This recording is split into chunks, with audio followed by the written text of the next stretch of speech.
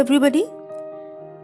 In this video you will find explanation of Act 4 Scene 1.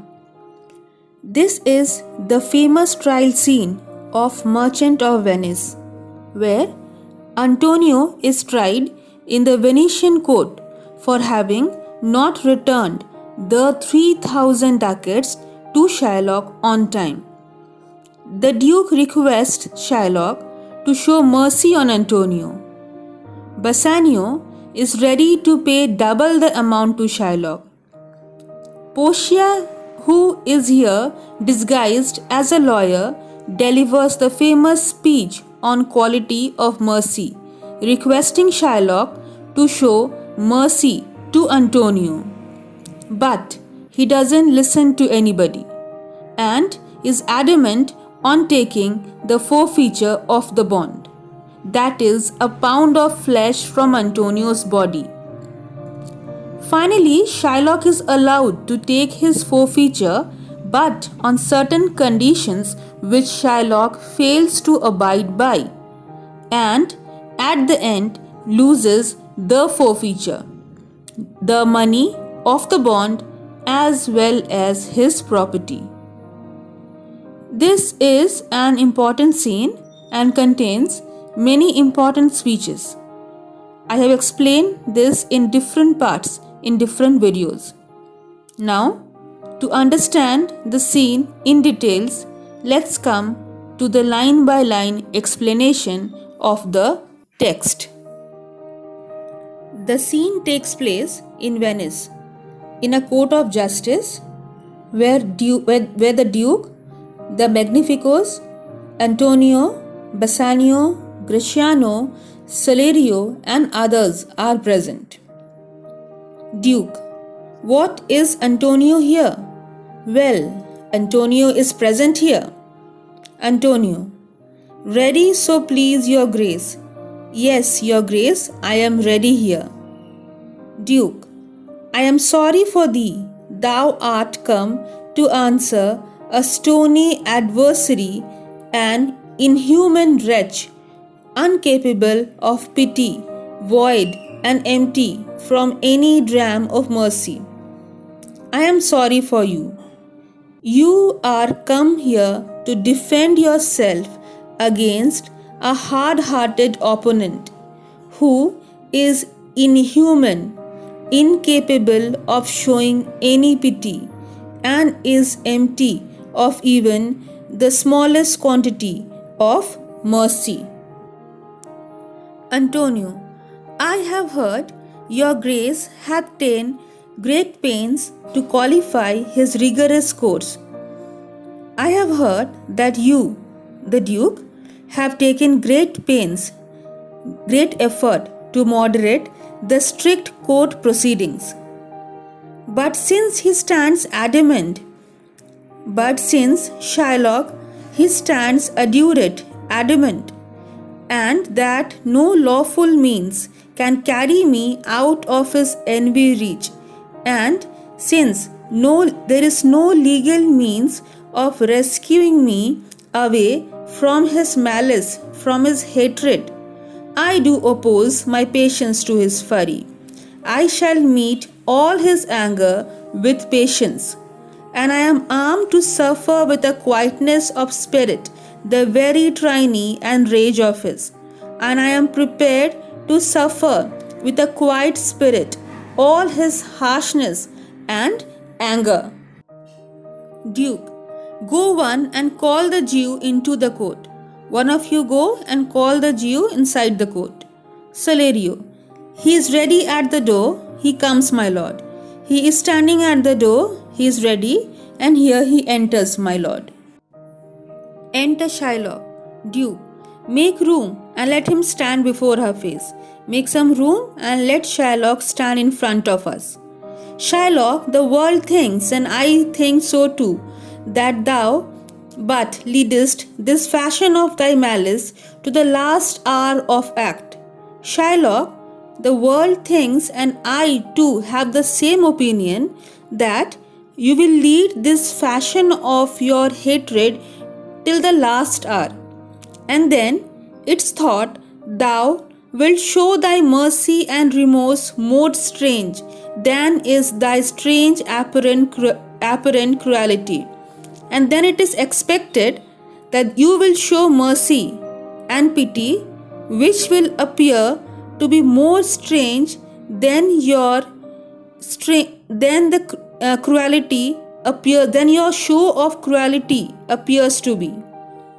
And where thou now exerts the penalty, which is the pound of this poor merchant flesh, thou wilt not only lose the forfeiture, but touched with human gentleness and love, forgive a moiety of the principal.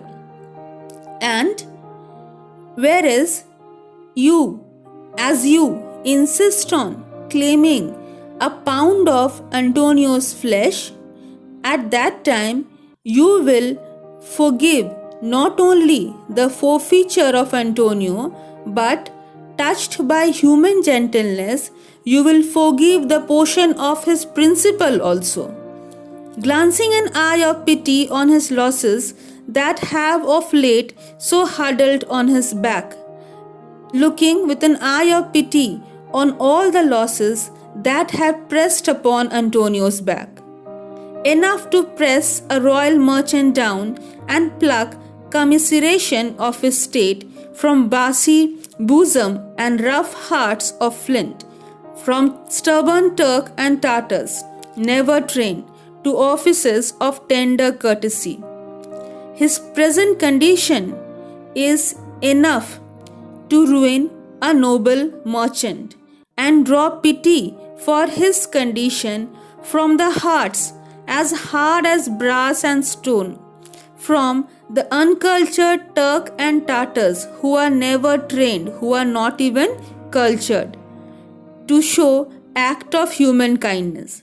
We all expect a gentle answer due. We all expect a positive answer from you, Shylock.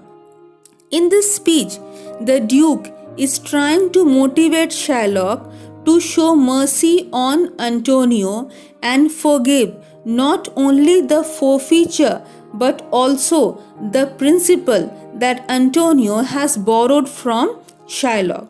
But Shylock is very adamant on taking the forfeiture. He is not deterred from his determination by anybody. Shylock, I have possessed your grace of what I purpose, and by our holy Sabbath have I sworn to have the due and forfeit of my bond. I have already informed you, my lord, that what I intend, and I have promised by my holy Sabbath. Sabbath means Saturday, the 7th day of the Jewish week, which is considered to be sacred. Shylock says that he has sworn by Sabbath that he will take his forfeiture and therefore he cannot step back from it. If you deny it, let the danger light upon your charter and your city's freedom. And if you deny justice to me, let danger fall upon your charter. Charter here refers to the document by which Venice was given freedom. So danger will fall on the charter, that is the independence of Venice. You will ask me why I rather choose to have a weight of carrion flesh than to receive 3,000 ducats. You can always ask me why I have chosen to take a rotten flesh than 3,000 ducats. I will not answer that, but say it is my humor. Is it answered? But I will not answer to that question and just say because I am doing it because I want it. So are you answer? Is it not sufficient? What if my house be travelled with rat and I be pleased to give 10,000 ducats to have it banned? What if my house is affected by the rat and I wish to pay 10,000 ducats to the person who can poison it? What are you answered yet? So are you not answered yet? Some men there are, love not a gaping pig, some that are mad if they behold a cat, and others when the bagpipe sings in the nose cannot contain themselves.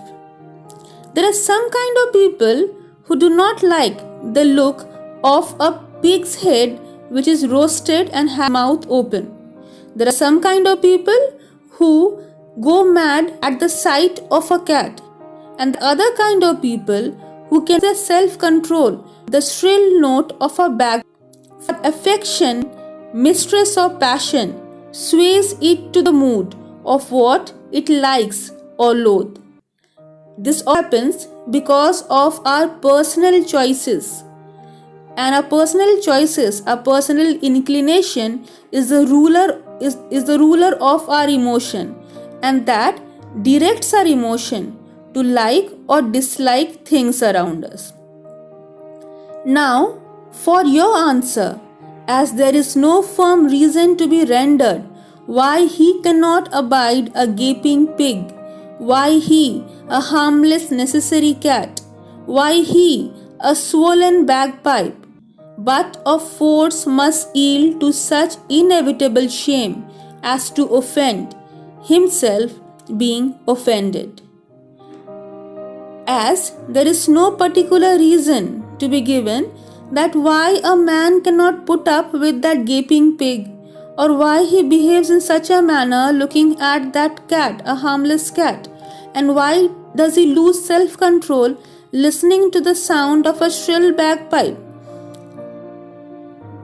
but of force must yield to such inevitable shame as to offend himself being offended.